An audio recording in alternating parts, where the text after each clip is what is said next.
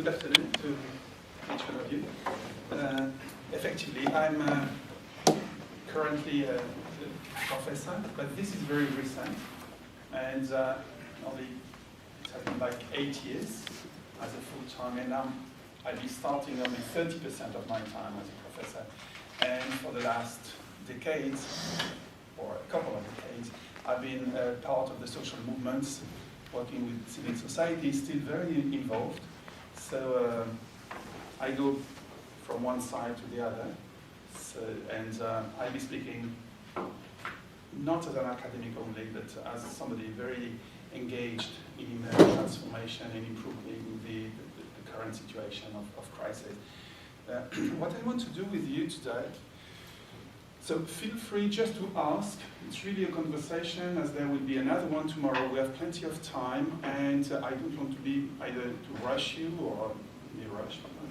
So let's discuss. If you have something that you feel contribute to the debate, just stop and ask or comment. What I would like to, so today when you see George Washington, putting his hair on local and complementary currencies, this will be like the heart of what I want to share with you on tendencies which are existing today. But before that, what I would like to share with you are the three major fields in which I'm playing or engaging today. One is a project, simply because as I'm here the whole week, maybe it connects with some of your interests, and my interest is to have conversation with you and exchange, so feel free if things which are not going to be developed are going to be said. So three major fields of committed research that are going to give you some insights on the way I work on local currencies. And here I would like to put on the table four case studies that I know somehow, and that are showing new alternatives in the local currency situation, and reflect with you at the end on some of the challenges that are existing. So, the first project I'm very heavily involved in is in Asia. It's called Urban Knowledge Network in Asia. And it's like 120 scholars and PhDs, basically from China and India and from Europe. And we have three sectors or three thematic ideas. One is ideas of the city. What does it mean to be a Chinese or an Indian city? The very old concept of city is not very operating, and the Asians are not recognizing themselves in it. The one I'm leading with other colleagues from Singapore, from Indonesia, is cities by and for the people. Cities by and for the people ask epistemological as well as action-based questions in exploring possible alternatives to construct cities as theaters of social action. So it's a very loose network, and there's a call for contribution. So if any of you is interested, we have signed an agreement with Amsterdam University Press. So over the next years, we'll be producing books. So if you feel what you do connects with this topic, well, it's an opportunity for publishing. And the third one is on future of cities.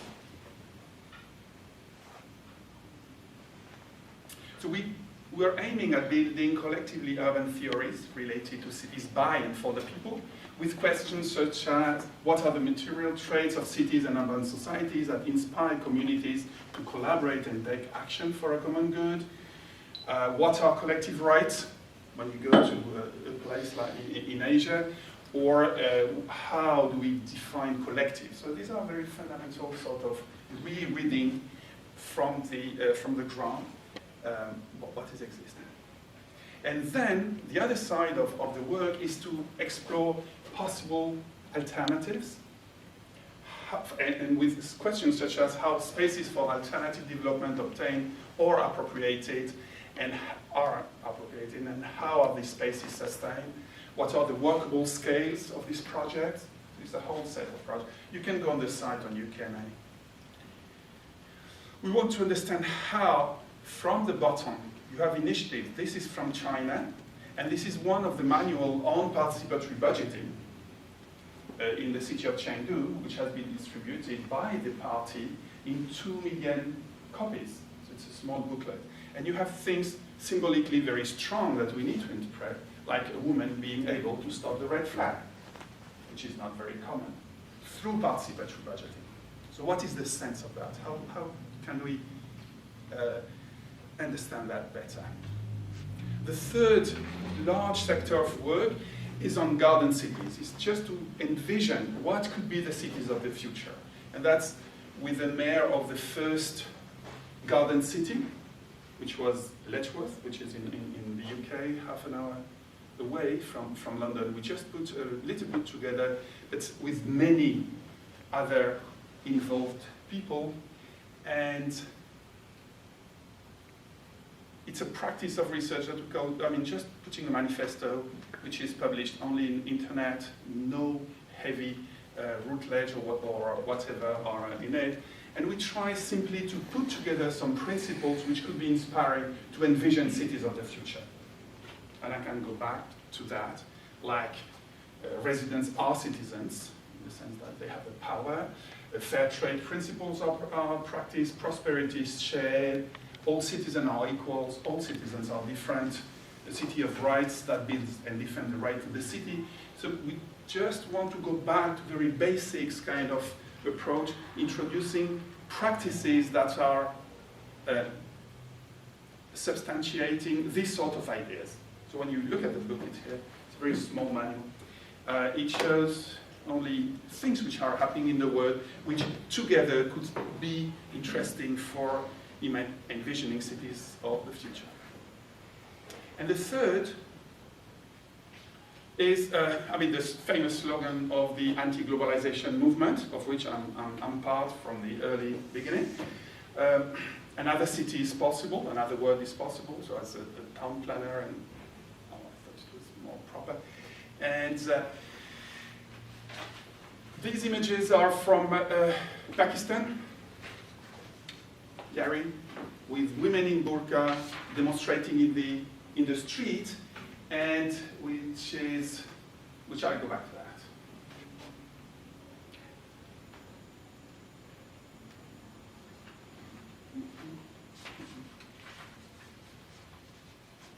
The central idea of that work with a large number of groups in various cities and in various countries is to say, today, there are like some utopias in the sense of Eric, real utopias which are taking place, which are not only local, and at the same time, which have the power to be truly scaling up and to aim at radical transformation of cities. And these are, to my opinion, and opinion of others with whom I've been speaking, participatory budgeting, resistance to be evicted and alternatives to stay in place, people resisting to be in place, housing and employment co-op movements, and not the whole movement of co-ops, community land trusts and communal collective forms of land tenure and customary rights outside cities, complementary and local currencies, urban and peri-urban agriculture from a food sovereignty perspective.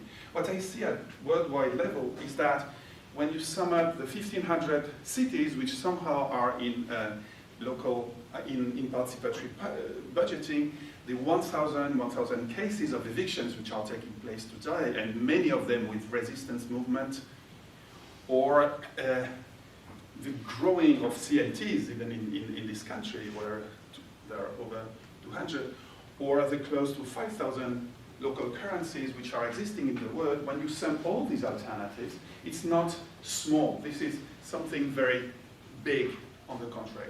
But the central idea that I want to share with you, and maybe my key argument for this conversation with you today, is the following, is that each one of these 6 topics play a key role in an alternative urban production system,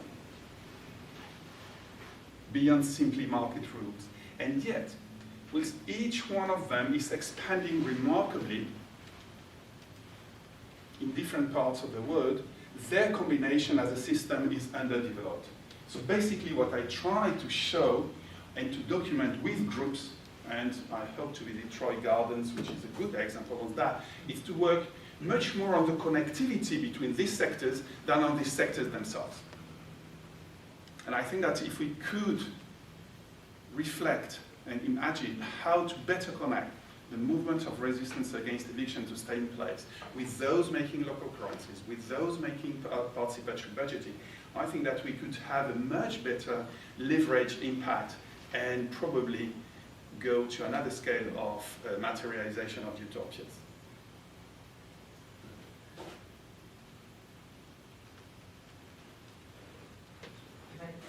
Can I ask a question?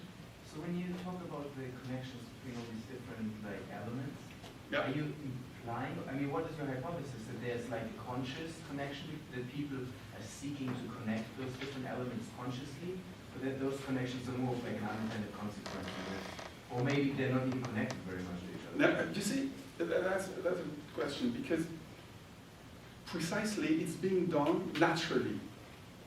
I remember that when I started, I said, community land trust that I just discovered, well, my knowledge was basically that it was for, as a housing solution in the US, you know, so I went to Burlington and spent some time on that, and I said that this would be a fantastic solution for urban agriculture, that only, that, by the way, I was working on. And then suddenly, I received a report written by Greg Rosenberg, who must maybe is in the room.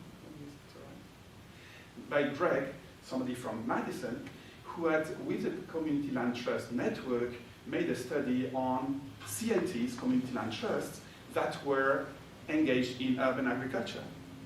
And so, from nowhere, you had 30 cases which were documented, and we showed that these things are connected naturally. They are emerging. I think this is something very new.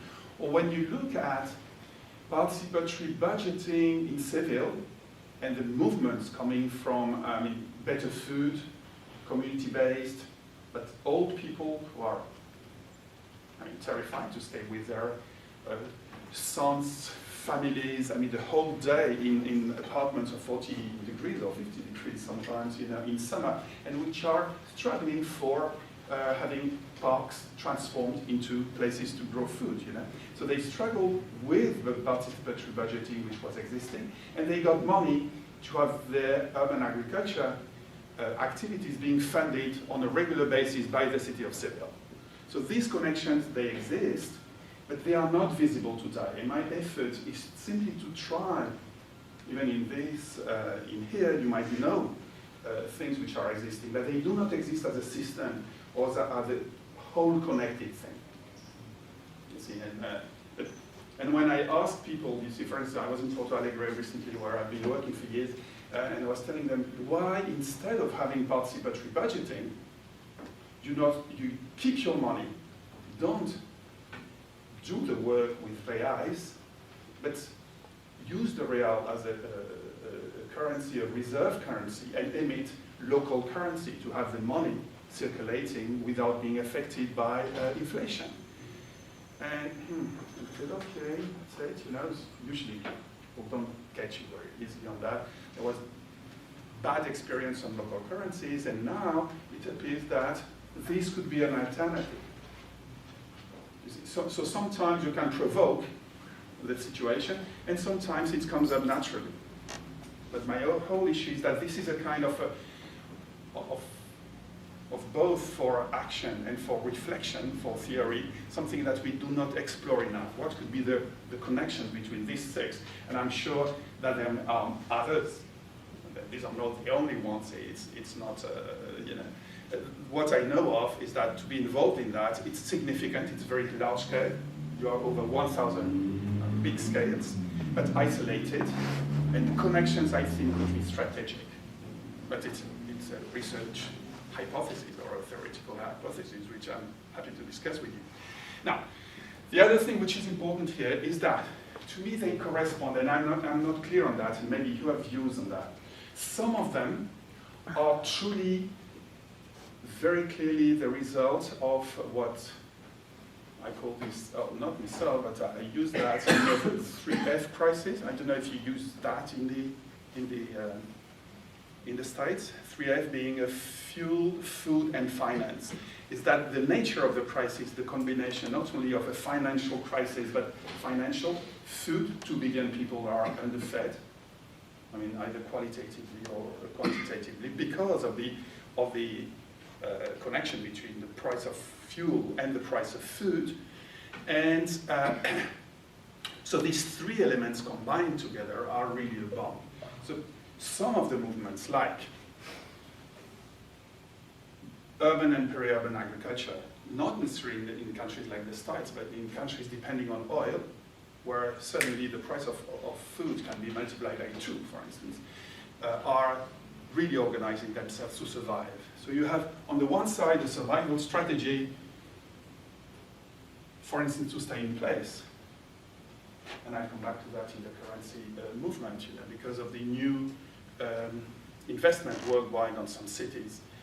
And the other one is aspiration to a better life and human flourishing, which I still is there. And what I'm amazed of is that even in very strong resistant movement, like in Santo Domingo today, where evictions are very serious, you find people who are still at 2 days to be evicted, envisioning the future, thinking about a better life.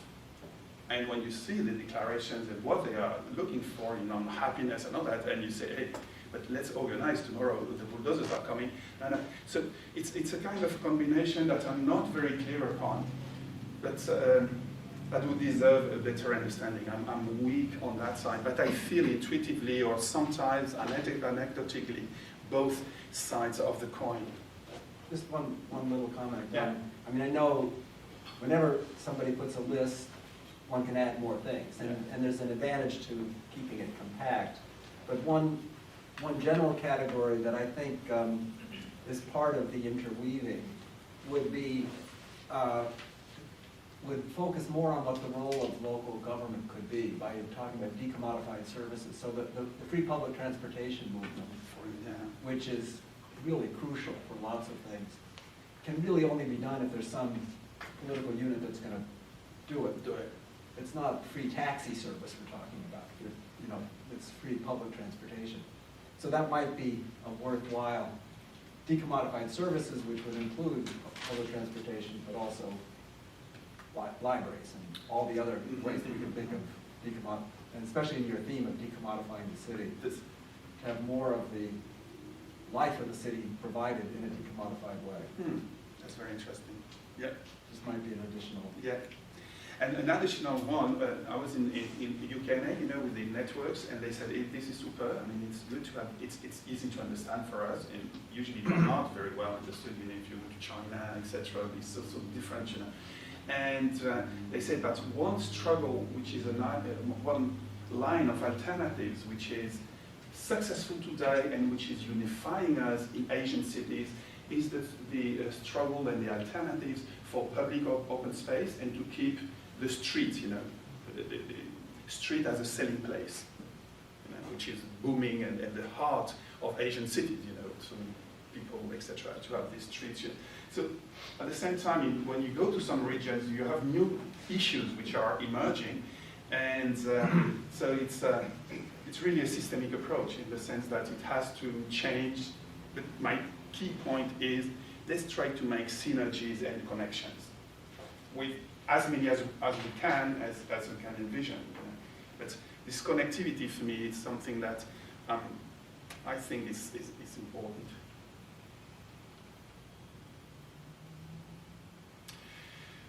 Yeah, when I speak of the scale, which was a filter, of why 5 or 6, well, it was just, to get a sense, but this, I hope, will grow, and but when we look at the evictions today, it's 1,500 cases today, and it represents 70 million people who have their homes destroyed, over 15 years. It's huge, or people losing their homes, like the foreclosures in the US, which is like 5 million homes. in the US? Do you have the number? The last number I had of foreclosed houses in the US was like 5 million. Something like that. Yeah. So it's, you know, it's one country. If I go to Nigeria this month, it was 300,000, you know. So we are speaking of large, large numbers, which justify that one. What is understudied, you saw the two pictures on Pakistan. What is understudied are the victories. You know, that in front of the sort of bulldozing cities and I mean the transformation of cities, very much on successful story, you know, success story, which put together are not insignificant. And here, I want just to show you this Liari River, that in front of that, people were simply able to stop this highway coming from the port, which was strategic because this highway was avoiding Pakistan and going to the port, and this is the road to Afghanistan. So you can imagine in front of the interest of the United States, which basically their only way to go to Afghanistan for food for the troops, for material, ammunitions, tanks, name it, are using the port of Karachi. So how on earth this small group of people that you saw here are able to stop such a huge interest from both the city and America. So documenting this is much more than saying, hey, 50,000 people stay in place. It's a way to learn how alternatives are possible for people to stay in place and to be able. And this is underdocumented.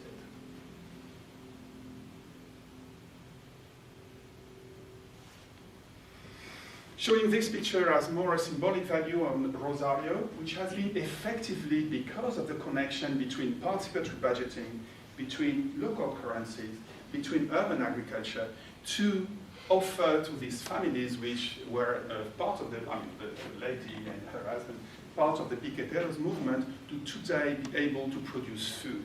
So you have some places in the world which are being possible with transformation of 25 kilometers of along the road, along the railway side tracks, and with something which was not thinkable in a country which basically eats meat, you know, and for those of you who know Argentina and the good Argentinian food, to have in supermarkets local food being produced, you can imagine the huge transformation of society for organic food which this represents. So these are little changes which are truly, to me, these new alternatives which are happening today. Peri-urban refers to the outskirts of the city, but not quite in the countryside? That's it, yeah. Oh. Yeah, the first which usually disappear, you know, which is a very, I mean, they are peri-urban and then they become urban, and the next one would be peri-urban. So it's a concept which is not easy to grasp because it's always changing. Now, and I want to just stress that out of the 6, and I think that what you wrote on participatory budgeting, Erika, I fully embark on it. I think that when you look at, in 25 years, passing from virtually zero, you know, something made by accident in a city, of today, at least 1,500 cities in the world which are practicing some forms of participatory budgeting. We are here not only with the massive innovation in terms of democracy, but at the same time, what I'm convinced, what I've some evidence upon is that it's probably the one that first, empirically, but strategically as well, offers the most spatial and social opportunities to connect the 6 topics and others, like for instance the one that you were saying, and it's very true that for instance in Porto Alegre, the mobility issue and the transport was part of the was facilitated by participatory budgeting. And so I think that if you look at them as a system, PB, because it touches on political issues, is probably the one which is more empowering and which facilitates the connections between them.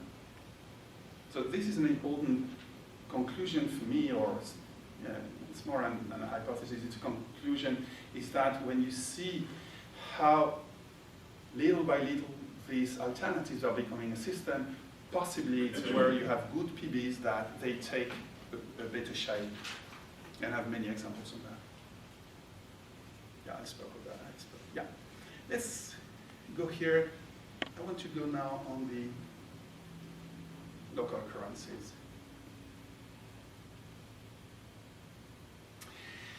And before I start, just wanted to give 2 or 3 numbers just to see where we are today and where we're in the United States and in the world. What has changed fundamentally?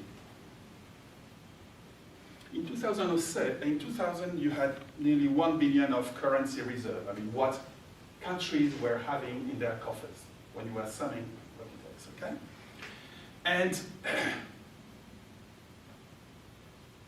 what has grown is basically that the currencies are in developing countries. And when you look at the reserves in, you don't read it, but I'm going to help you out. I'm comparing 2010 and 2013. Where's the money in the world? The actual basis for what is existing. If I say it's nearly today 7-8 thousand billion, China is having 3.5, 3,500. And you look, just to get a sense, 3,500 for China, and the United States 148. So actually the currency reserve in this country is lower than Thailand, than Mexico, than Nigeria, than Singapore, India, Korea, Brazil, Taiwan, Russia, Switzerland, Saudi, etc. And the country where I was born, even if I didn't live much in it, in France, if you ask any French, you think that that Algeria, where you have 2 million migrants, lots of xenophobia, and thinking that the Algerians have more capacity and financial capacity is like insulting for many of my xenophobic, some of them, country. A lot of that is remittances. Sorry? Some of that is remittances from France? Very little. Oh. Very, very little. Because the remittances are quite useful for day-to-day activities, but these are the results from the gas and from basically the gas, and it's higher than France. So what I want to show to you here is that the system has dramatically evolved and is concentrating more and more every year. If you have a look like how the situation was like 20 years ago or even 15 years ago, you would have had developing countries in the first 20, very few. And today, most of the results of the world are in developing countries, so-called developing countries. But at the same time, and this, you will see how it's important for local currencies, at the same time, and even if you take Japan, I mean, the debt of Japan is so high that this is a fake number, all right? Which is number 2. I would like just you to remember that Switzerland is number 4, and I mean, the first European country in the Eurozone is Germany. And if I ask you, what are the countries which are rigorous in terms of currencies, you will tell me, hey, Switzerland, at least. I don't know here, but I mean, the image is usually that Switzerland is the coffer, is the most secure place. And if you ask any European who is putting the financial diktat on the other countries, they will say, well, it's obviously Germany, all right? So let's keep Germany and Switzerland as the warrant of the money orthodoxy in the world, which could explain why they are here. And we'll see that it's slightly more complex. So the movement of concentration, which is bringing new investment, I mean, the large investments today are done, and I mean, the most predatory ones are done by not necessarily the richest country, but also countries like China, countries like oil countries. But what is remarkable still is that these currencies that you saw are still 62% are in US dollars, meaning that the system is very fragile, because when China, most of their reserve, I mean, it's more than, it's around 60% of the Chinese reserve, if they want to get back their resources, and with 10%, they could make the system collapse. So we are in a very, very fragile situation, which is getting every year more fragile. Because precisely the reserves do not correspond to the real situation of who is financially sound. And you will tell me, okay, but this leaves 38% of other currency, but the others are 25% is the euro, then you have the pound, the Japanese yen, and the Swiss franc. And the others are less than 5%. So you have a whole system of reserves which is based on the countries which have no money, on broken countries. And I call them broken countries. So if you want to be, so this will explain lots of crises. I don't want to go too deep into that. So if we want to, and obviously it affects primarily the poor, it affects primarily those insecure from the food point of view, because we know today that the 2 billion which are suffering nearly every day of hunger or badly nourished depend on oil and oil imports, and on speculation on food, on a system which shouldn't be the case. So based on that equation, most reserves are not in the rich country, in the so-called rich countries, but most of these currencies are from the rich country, puts us in a very complex situation, and that's why working on local currencies and getting part of the economy outside this system of speculation, of cycles every time higher and higher, is attracting many, many, many countries and many cities. And in front of that, the old system post-Second World War, which was the UN with the IMF, is absolutely useless, in the sense that, you see, the IMF, the portfolio of what they have is 35 billion. So you will tell me, okay, 35 billion is a lot. It's not a lot. Their money is coming from the South, and they impose to the South. Number one, they are developing countries are net lenders to the UN and IMF system, which is new, and this is recognized. And the weight of 35 in front of 9B is nothing, nothing at all. So the instrument that we designed after the Second World War is not efficient anymore in relation to what is existing. So we need to be prepared to that. And that's why another city possible is not only possible, but it's truly necessary. All right, so now let's go into local currency. According to sources, and there are very few people who truly have the full list, but according to some colleagues, it's between 5,000 and 6,000 if you sum all of them, particularly electronic currencies, local, national, regional, or Now, my interest in this is not only to show that it's an alternative that can connect to the others and make them much, much more stronger for the benefit of people, is that in more theoretical terms, they question the very nature of money. I think it's a very interesting field of, even from political and sociological point of view. They question the very nature of money and its fetishism, today and turn it into an exchange function only, not accumulation function, to the benefit of local economy. I'll come back to that with some clear example. It's nothing new. Local currencies are not new. In the Republic, in the Spanish Republic, one of the first things in 1937 that was done is that each village had its own currency. So, in some moment of crisis, Pancho Villa, if you read the writing, not the writing, the interviews of Pancho Villa, actually, he didn't write much, of Pancho Villa, one of his first action was to say, let's not use the money. So he had these visions.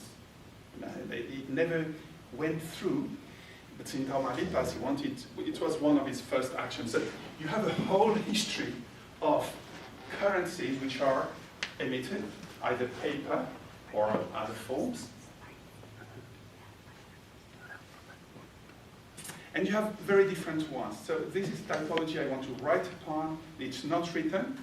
You have, and you'll see some cases of that, okay? So you have a whole line of local or complementary currencies which are from the private sectors, which are not a big change, which are from private companies, and we'll see the VIR very soon.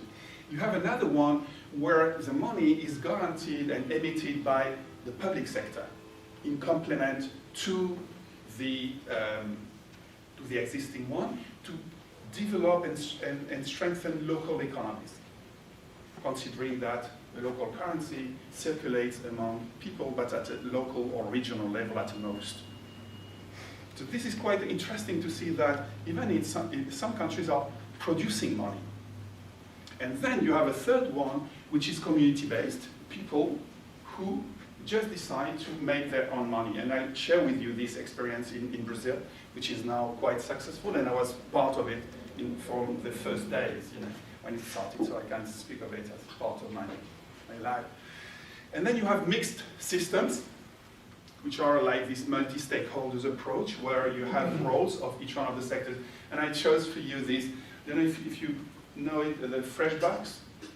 Have you heard of that in the US? Fresh bucks in Seattle, but it's far from here. It's in Seattle. Quite an interesting innovation, for like food stamps, I would say.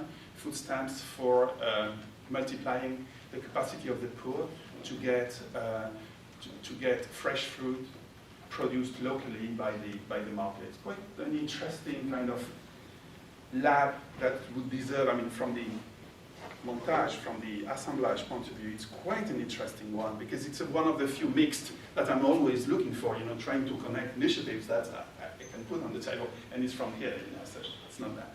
All right, let's go to the VIR. VIR, first, a pun, VIR means we, VIR, and Wirtschaft, which means economy. Okay, it was founded in 1934, so it's not something new. It's something which has been there for nearly 80 years, right? 80 years. So local currencies can go through time. It's not something like, we're a bunch of freaks and we do things and this is alternatives and that's it. No, not at all. And it was done after the Great Depression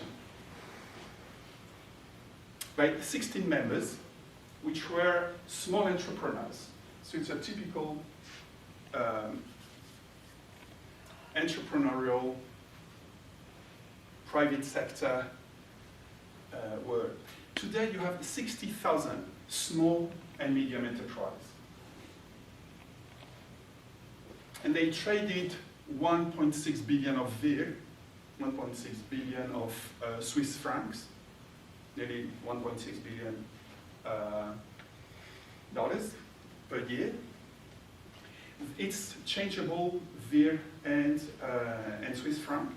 And so you see it's interesting as a case because it shows you that in the country which is classically associated with safe money, you have an alternative currency. And this is counterintuitive. You could say, oh, it's a complementary in those countries which are failed, etc. No, not at all. This is at the heart of the of the place. That's why I choose this case.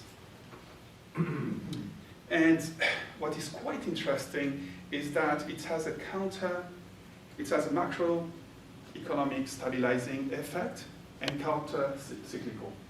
When, as it's changeable, when there are crises, say the system is collapsing, the local enterprise, they tend to use exclusively the VIR, because the VIR is an exchange system of local money.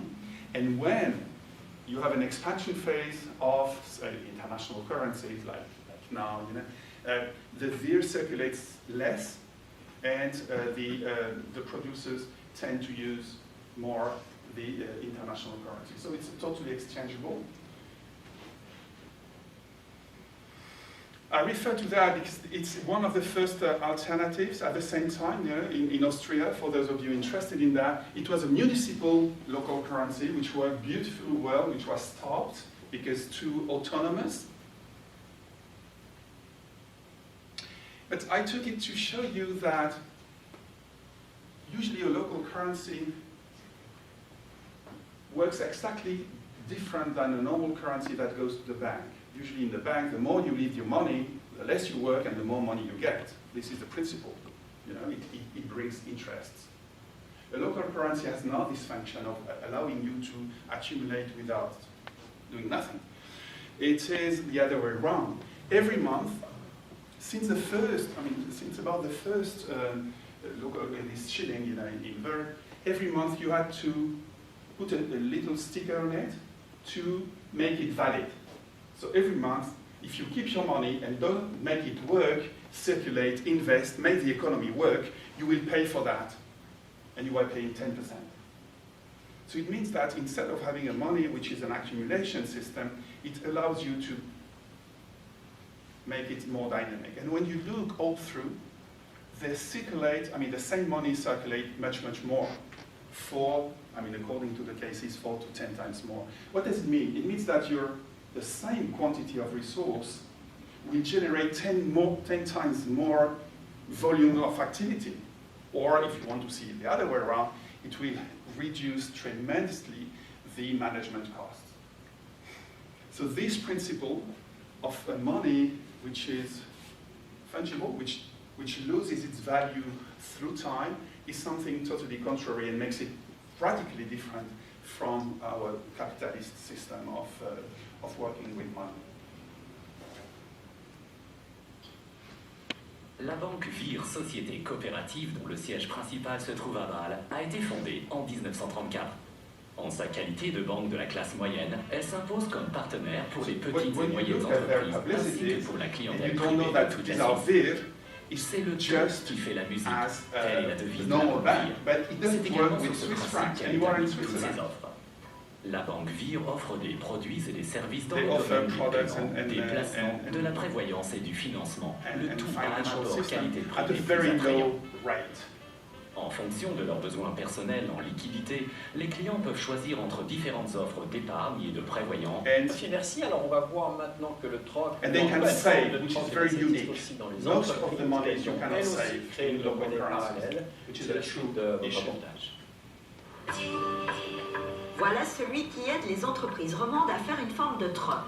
Le réseau s'appelle VIR, la monnaie s'appelle VIR, et l'idée remonte à la grande crise des années 30 quand les What I want to show you is what you do with a VIR in Switzerland. Daniel Gay, le patron, est un adepte du système de longue date. Et donc, you can buy cars. Contre des VIR. On vend des pneus également, on vend du service. On a aussi une carrosserie, et là les réparations en carrosserie pour certaines sociétés. They repair cars, they sell cars, they sell spare parts. So it's the normal setup of economy, but the result is you have 60,000 local industries which are exchanging with that. Elles ne peuvent pas fonctionner qu'avec des VIR. Donc les transactions se font en partie en VIR, en partie en cash. So it's industries only take the VIR, or do they take both? Sorry? They take both. They take both.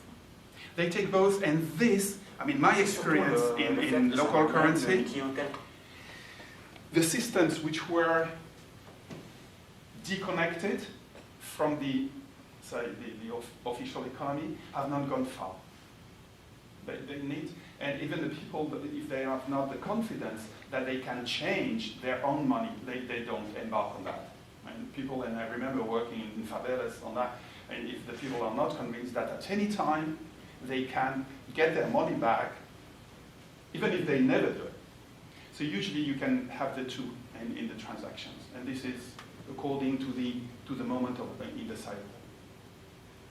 And what's the mechanism that prevents the bank from issuing too many of the VIR units so that it loses value? It is because, you see, and it's one of the beauty of this system, right, it exists in Japan as well, is that the money is very directly linked to the capacity of the enterprises and to the wealth. So it's not a money which doesn't exist, which exists without the companies controlling it, in terms of the wealth they offer. What you say is very right, is the bank could emit, there are 6 big buildings, when you go there, it's like being in a normal bank or even better, and they play on both sides. And I think there is no regulation there. So it's because they're Swiss. Maybe because they're Swiss, or maybe because there is something which shouldn't be researched more carefully. I think what I'm showing you is, the tip of an iceberg. Nobody works really on that. You don't have real research. The only thing that I'm putting on the table, and this is a sector of Altan, as the 6 others, where interesting things are happening, and the quantity of research is minimal. If you look at the 1,500 cases or the 200 cases in Africa today, you have 3-4 cases, and all the rest is evaporates. So when you say that it's linked to the enterprise, does that mean that a stranger whom the seller doesn't know shows up with a pile of VIR, he's unlikely to... How are you going to get them? So, can they be stolen? Can they be counterfeited? In other words, yeah. Is it the case that you need to know the person with whom you're engaging in the exchange? This is another big risk, which is the risk of counterfeiting and false money. And this happened actually in Argentina. The Argentinian system after the crisis, for those of you who are familiar to that, was destroyed because of that, because of this counterfeiting. So usually, what you do is that you become a member of the bank. First, it's basically for enterprises. So they are registered like a normal system. So it's not that easy to counterfeit. At least I've not heard any, the contacts I have not shown that this has been an issue. So you need to demonstrate that you're connected to the enterprise in order to engage in a transaction with those VIR. The way you get VIR is, it's a business loan against so the VIR it's like a business-to-business mutual credit network, and that's managed by a central agency, which is the VIR bank. And so you get credit by taking on a loan, which is how all currency goes into circulation, is by taking on a loan. So presumably, if you have access to it, you're within the network, but I'm also dipping into that forgery is a problem that you want to have. Forgery is a problem that you want to have in your currency. It's a good problem because it means people find it valuable. It's an odd perspective. What they say, in the interviews, what they say is that it's much, even radio companies, service companies which are in that during the crisis, it's quite interesting to see what's happening in the crisis. During the crisis, the people, the companies accept much more all the VIRs, and they don't see any change. I have a very good film on that. Restaurants, they do better because you can pay with part of the money, which is quite stable and cheaper, as a matter of fact. So I would say it's a crisis. It's very much, and that's why it's interesting to look into that. It started as a crisis repellent, a crisis solution, still is. They emerge usually in crisis period. Very few of them, or not that much, are expanding beyond crisis. That's why the VIR case is a very interesting case. And the research which was showing how the Swiss banking system has been more resilient, it's an American study, of this macroeconomic anti-cyclical effect, is one of the few cases where we can see that it works at that level in crisis and beyond crisis. So in the midst of a crisis, the reason it's attractive is that the dominant currency is no longer trustworthy. Okay. But the irony is that for it to persist, the dominant currency has to sort of anchor it and be a source of trustworthiness. From the 19th century in the United States, we only had local currency, so to speak, once the Bank of the U.S. was eliminated, because any bank they issued currency at some points. They had their own banknotes. They were called banknotes because it was unregulated and it only depended on the soundness of the bank. So, you know, banks went bankrupt all the time, and then your currency was worthless. So that's why national currencies got established, was precisely because of the regulatory chaos and opportunism with this other kind of very decentralized and deregulated system when anybody could issue currency, which as long as people trusted it worked. Because, but this is quite different. Because this transition in the US of the banks is that you had people who are bankers which are making money out of money. Normally, in the very concept of a local currency is for prosumers, not producers, not consumers, but a new archetype of individuals who are prosumers. You cannot, it's just to help you out to exchange services and goods. It's not a way to accumulate. But if it's offered as credit, you said, right? But almost local businesses. Well, but still, is there that's zero interest rate credit? No, I mean, I don't know the full dynamics of it, but I'm sure that there's sort of greater degree of pH associated with the beer. It's just that when the other currency isn't circulating. I mean, not that it's not trustworthy, but I mean, the dollar crisis of 4 years ago was mostly that banks just weren't circulating the currency, right? Because they didn't know what to do with it. And so, moments of financial insecurity tends to be that banks aren't, instead of laying out the currency, are holding on it for their own sort of reserve purposes, right? And so then the beer becomes an alternative source of generating credit that circulates. But if it is generating credit, then without profit. So the Very zero interest virtually, rate loans? yes, just a small spread. That's why the first film that you saw, they say if the interest rates that plays the song, this is what it means, which is different. It's just an exchange value, on this depreciation of money, So that's a very, very important concept that you will find in many of the situations. And so the banker is a facilitator between and a regulator between exchanges. But still, the fact of being able to save in VIR is something I never had the right number on that, to know the proportion of the savings versus the other. But it's a field of investigation. I want to continue on the other side of the coin.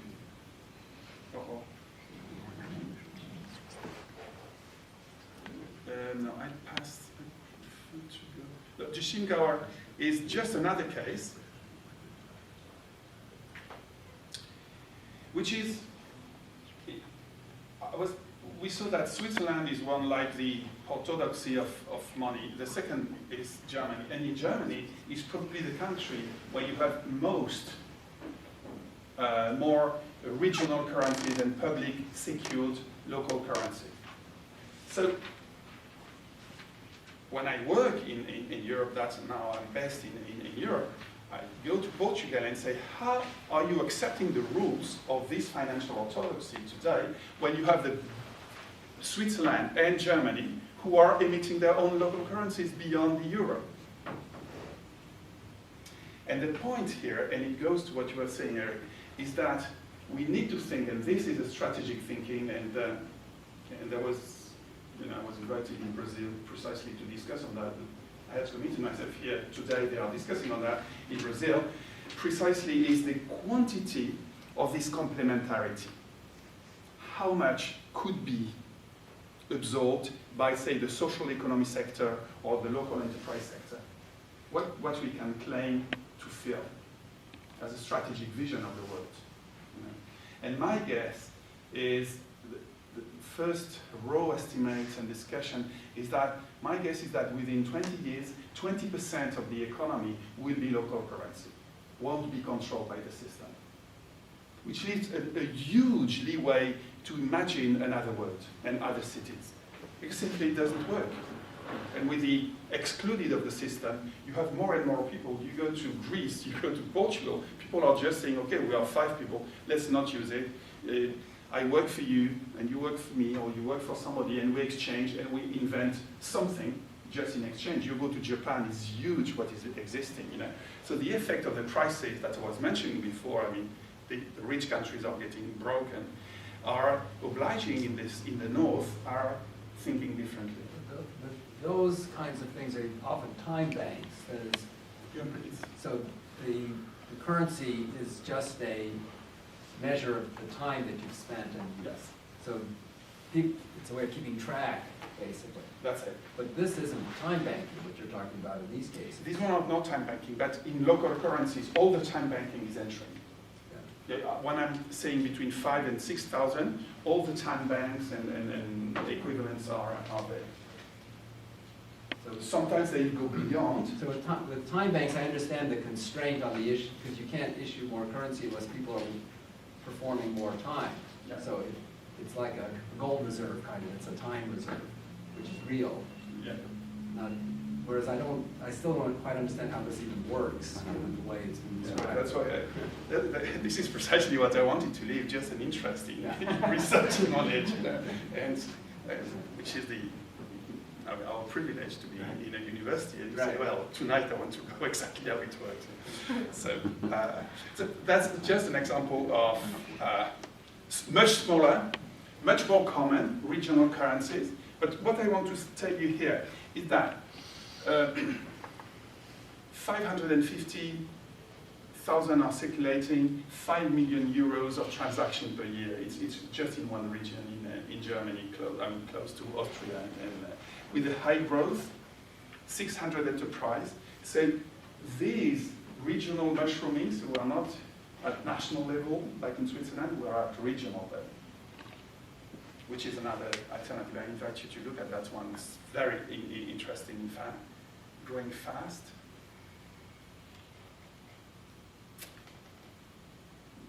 I can go back to that. Yeah, the one I'm more interested to share with you is really the community bank. People decide to set up a system outside the system. So you imagine it was created with $200,000 in '98. And I remember well, because I was there, and this money was part of a collective and own money.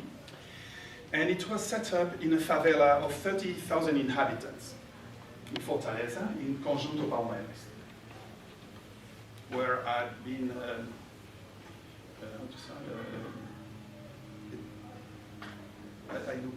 educação de base, popular education for years, and setting up a center in Fortaleza, 3 million inhabitants, which lasted 10 years, for community leaders. This is where I'm more coming from. Since '98, 4,500 credits, and after being prohibited, big difficulties with the Banco do Brasil, the central bank, and which is the largest bank in Latin America, plus others, now they are contributing. So how is that possible? That a small group in a favela, after 10 years, are recognized by the largest bank in Latin America. There must be something that works. And there's many, many difficulties. There's a book called Viva Favela, which is telling this story, Viva Favela. And all the staff is from the favela. You don't have any professional today. And this has been mushroomed to the point that I mean, difficult to count them because they are usually existing. The concept is to have small development banks, small local currencies, but not a general one. It's to really reduce the risk and having each 30, 50,000 inhabitants with their same money.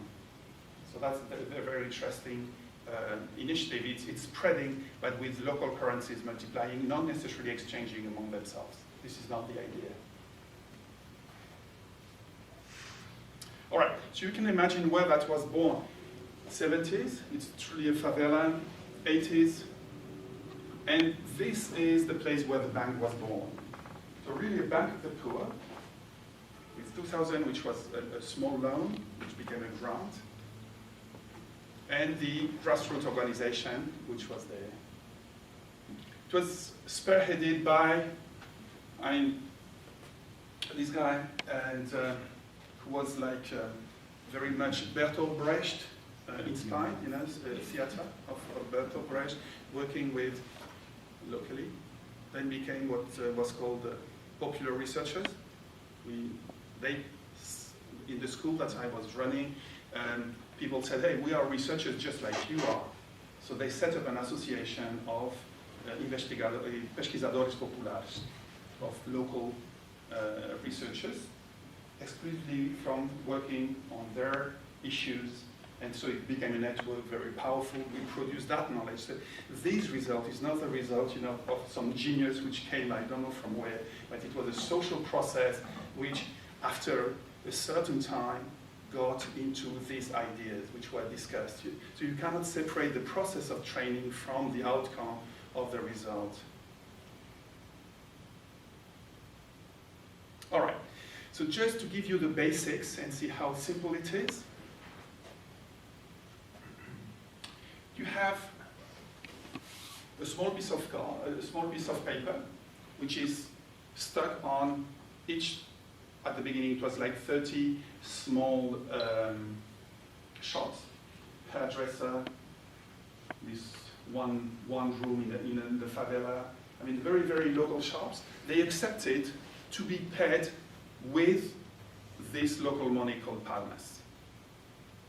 And you will ask me why, and I'll tell you why.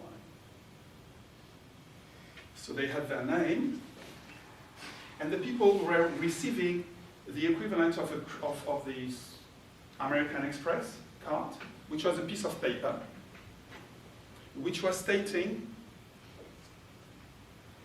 their name, their identity, the quantity of credit they were authorized, which was a maximum of 20 reais, which was in this, at that time, $15, but many were only 5. So it's really for the poorest of the poor, those with $1 a day, I would say. I would never have imagined that. So it's the Palma card. When they were going to a shop, which was authorized, the guy selling 1 kilo of rice was putting 1 kilo of rice, how much? And was saying, instead of 20, now you have 18, all right? At the beginning, 200 were issued with $2,000, okay? So they had an average value of $10, okay? $2,000, 200 cards, 10 as an average, right? And on the 28th of the month, this lady, Marani, was going to the small place that you saw, was paying what she had consumed. And on the 30th, the guy from the shops were coming and they were paid. So actually the credit was given by the shopkeepers, by the people who preferred this system instead of having people coming full of debt and never paying. So for them, it was very clear from the day one that they preferred the grassroots organization with this $2,000 securing I mean, there was nothing which was emitted beyond the 2,000 at that time on the first month. And they were paid on the 30th of the month. So when the shopkeeper shows up at the bank, he or she is paid in reais? He would be paid in reais. Yeah. And how does the bank accumulate? No. He was being paid on palmas, but if he wanted to be paid in reais, he could, but then he would lose, he wouldn't be part of the game. and therefore he would lose clients. So at the beginning, I never thought it was going to work, and it started with 10, 15, etc. And I said, I was the most thinking that it was not going to work. And as a matter of fact, it's called kaloch. The people, telling you that they are going to pay you and never pay you. So the guys, the shopkeepers, they were preferring being paid on the 30th, that's sure, than, and they were most interested to be part of that. And now you have all of them, and all are informal. None of them are declared. So you can imagine what it represents in terms of a real alternative at local level. And the more it went, so this is what aceitamos we accept. So you find yourself in a full favela with all of these stickers, suddenly, of people accepting to be paid in a local currency.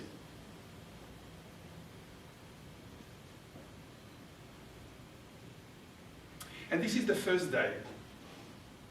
The first day, instead of having, it was said, okay, there will be 200 credit cards on paper.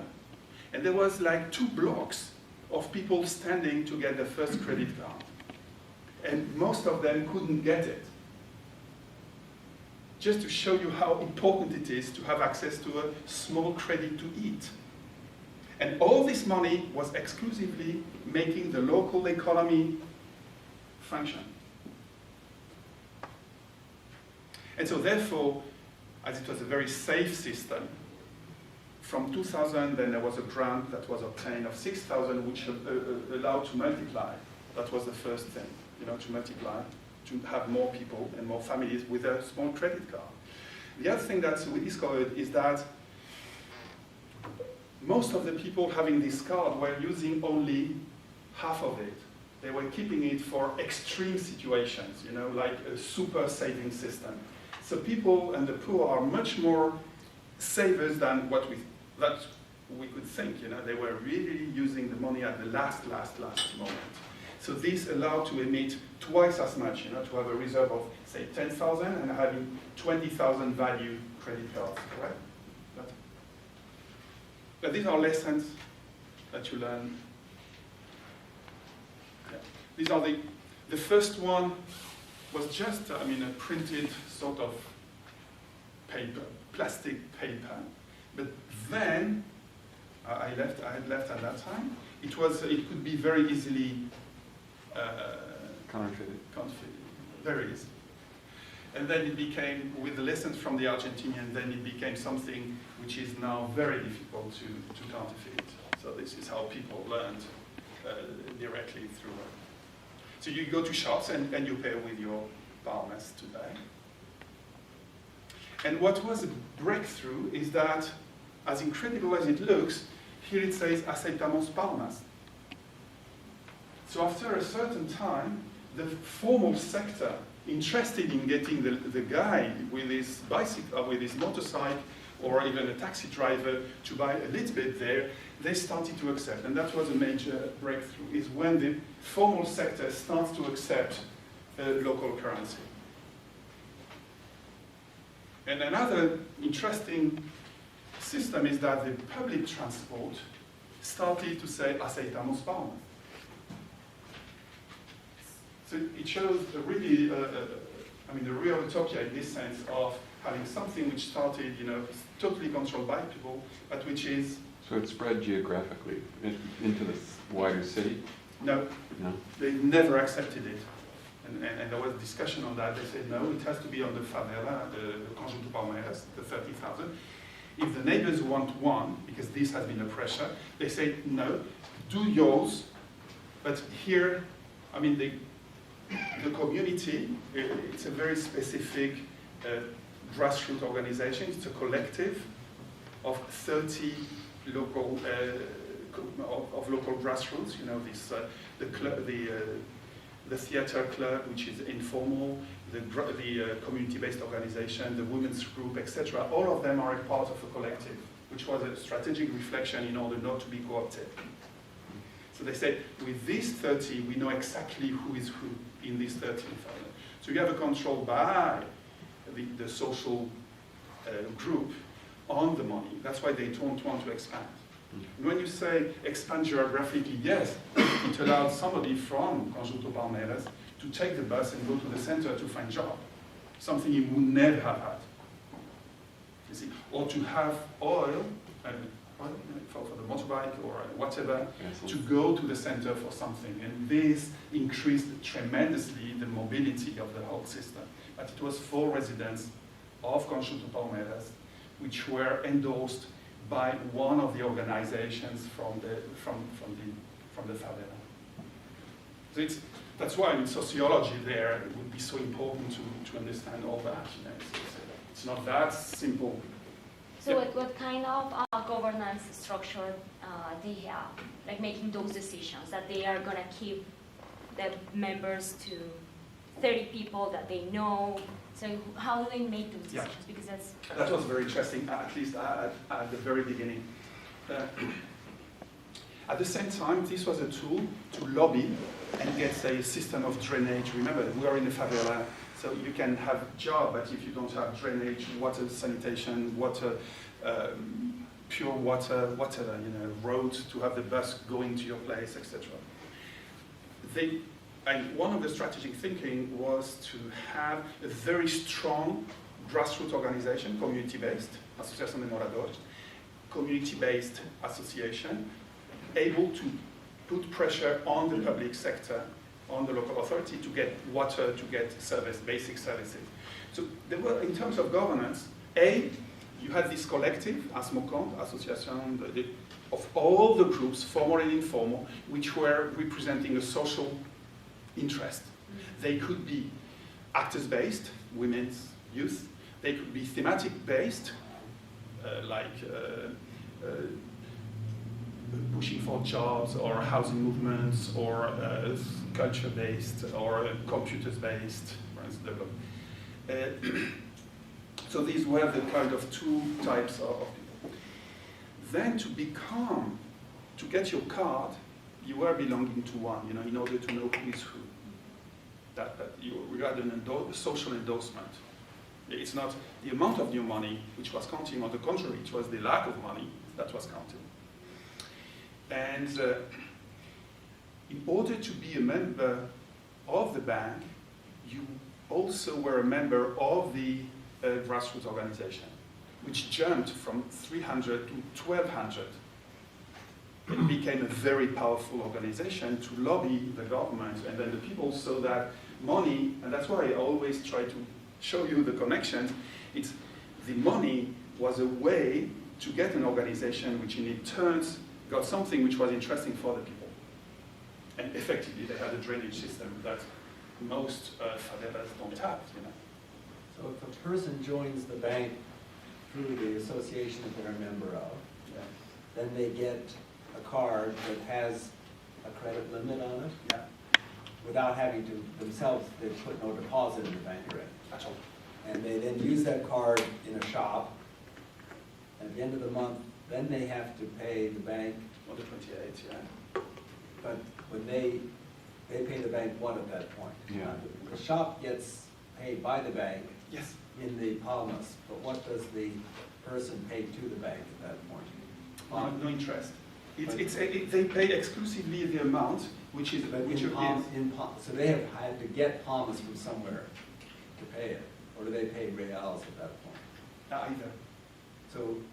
Oh, you see how the Palmas are introduced in the system? Yeah, okay. By the shops they get it because people have been doing this credit stuff. I mean, they've been buying stuff on credit. But if I am unemployed in the favela and I've gotten my credit card and I've bought my food for the month, then I have to go and pay my bill to the bank. Yeah, it's clear. And at the beginning, you had only this system, a credit card system. Then, what was decided is that through this lobbying and through participatory budgeting, for instance, they received money, say, for one case, I think I can tell you was with repairing an expansion of a school. It was $3,000. These $3,000 were kept by the association. and they emitted 3,000 palmas. People working for repairing the school, for bringing the cement and iron bars, were paid with this money. So that's kind of like a time bank then. Yeah, but you see, you throw in the system. They were paid in palmas or in palmas. The people from the bank, all these young, very young people, but who know every street, etc. They're fantastic. But nobody escaped. They wouldn't give you anything without knowing very properly. These people, the people from the palmas, from the bank, are paid 15% of their salary in palmas. So that is the best. And I thought that was a genius stroke, because if the people themselves who work in a bank are being paid with this currency, it gives a fantastic kind of confidence to the others. And all this was circulating quite a lot. So they nonetheless remain dependent upon the wider economy and the injection of reais. It's when you see the numbers at the end of the day. But what they did then, I want to tell you how they started. Just before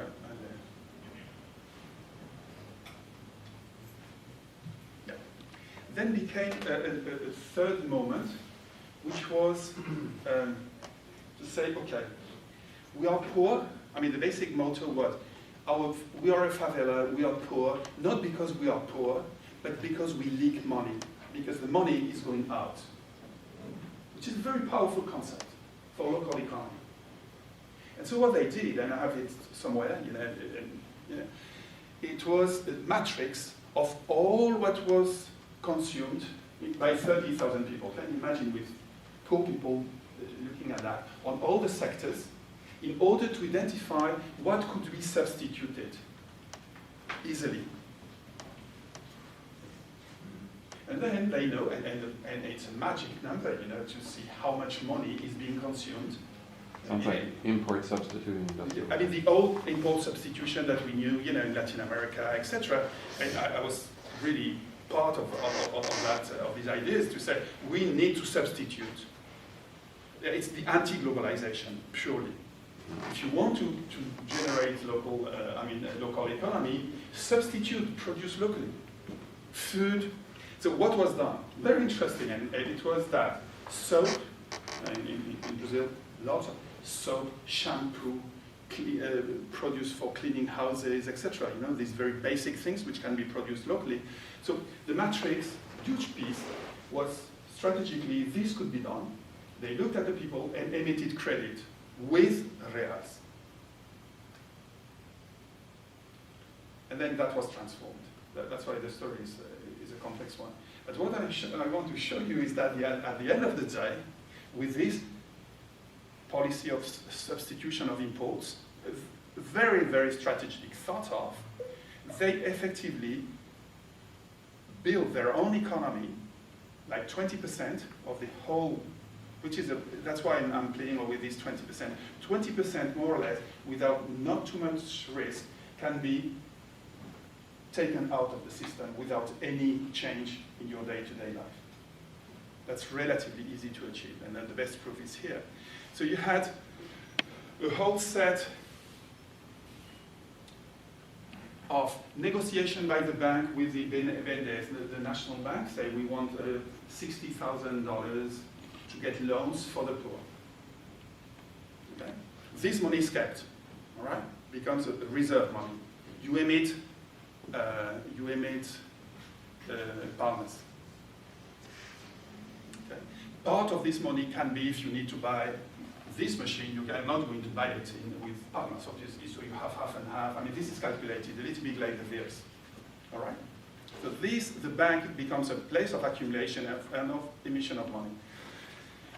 And so you had an academy of fashion in a favela, in a place which was originally the place where prostitution was being started, And then all these young ladies became, models, which was incredible. And they are doing well, the Fashion Week in a favela. And now it's becoming one of the places where they have a place where they buy on the beach, and instead of being sexual workers, they are the ones selling and producing. So it's quite an interesting way to look at why local banks are. So just to nail this, so a key element here is that you have a local currency which is only usable locally. Yes. And in which there are costs to opting out if you're a local business or a local shopkeeper because of the clients have it. Yeah. You need some infusion of real money. Yeah, that's a good one. You need some infusion of that to kickstart it. Yeah. To kind of get this going. In some places, pure time banking accomplishes some of that. True. But this is obviously has advantages. And so it is very much like import substitution. It is. With, and a dependence on the import of capital goods. Yeah, and the non-convertibility of, it says in Eastern Europe and it has all these non-convertible currencies. It functions this way. This is non-convertible in the sense that you can't use it anywhere else. Now, in other places with non-convertible currencies, you always get black markets in the currency because people want an international currency because they want to buy other stuff. So if they've gotten more palmas than they are spending. But one thing that I learned is that, and it's the same I worked on with fishermen in India, and it was exactly the same. I mean, I was amazed at that time when we were into that. Because I said, with $2,000, put this money, this is going to disappear, but it's such a good idea that it's worth trying it. And they did two things, which is a good antidote. The first one is that the maximum value, I thought that with 2 or 3 clients, all this money was going to disappear, that the rich were going to go, because they want the money for making more money. And the very wise idea was to limit to 5, 10, 20, but many were at $5 of a credit. So your credit limit is so low that the wealthy, or not wealthy, but the middle class or the slightly better off, were not interested. So you got rid, without any sort of discussion, you were getting rid of those who were able to pump off. And that was very, you left people excluding from the banking system, which were this better off. That was not fair from them, probably. But it was for the benefit of the large numbers. And that's a good way, and they did the same for the fishermen in India, and that was a way to salvage that. So just sticking with the case of the palmas, there is in a sense an exchange rate that's in place between the reais and the palmas, right? And so there's this ironic continued dependence on the reais. What happens if there's, I don't know, do you have another analogous case, but one in which there's like a major devaluation of the dominant currency? What effect does that have on the stability of this? Do you know what I'm asking? Absolutely. If it lowers. The Shingauer, usually you will get, if you want to go back in the system, you have a tax. You will not get your 100 in order to keep your own money. I mean, this is like the wiser sort of system which is being done. So we're actually a little over time. Over time, maybe yeah. But do you want to say just a bit more? No, I think that it allowed for credits for urban agriculture. Maybe simply the results, the research bit, which is something that 90% of the people interviewed in the favela 10 years later, just to say not our opinion, but people's opinion, interviewed said that Banco Palmas contributed to improve their quality of life, which is not something which is pretty unique when you go to a favela, which is still a favela. All right? It contributed. 25%, I increased my income. 20% I got job, which is incredible.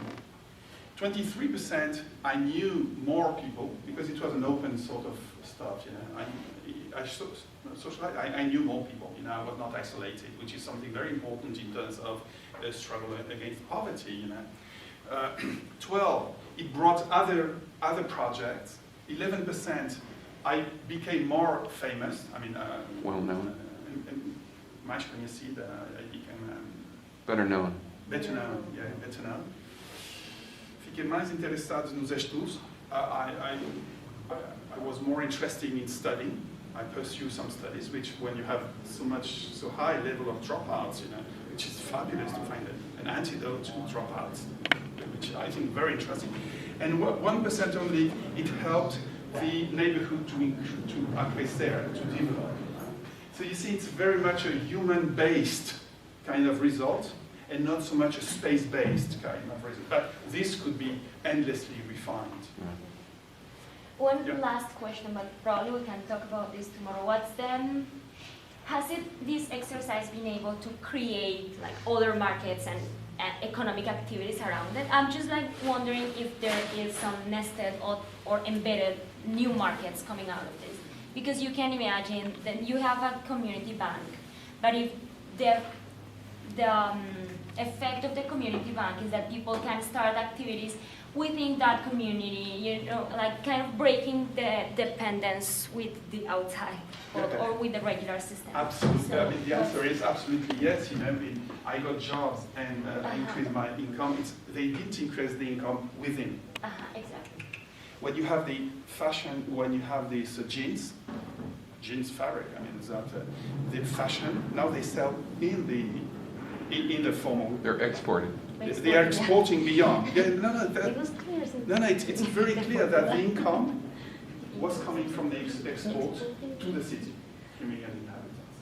Well, I think we have to wrap up today. We have tomorrow, of course, the second lecture, and then Thursday, I didn't announce this at the beginning, but Thursday at 12:15 we have an open, freewheeling discussion on whatever themes get kicked off from the two lectures and whatever other related matters we want to talk about. So, thank you very much. Thank you. So what I'm going to do is bike to my house. Yes. And just meet you there. And Joel Rogers will be joining us. So I told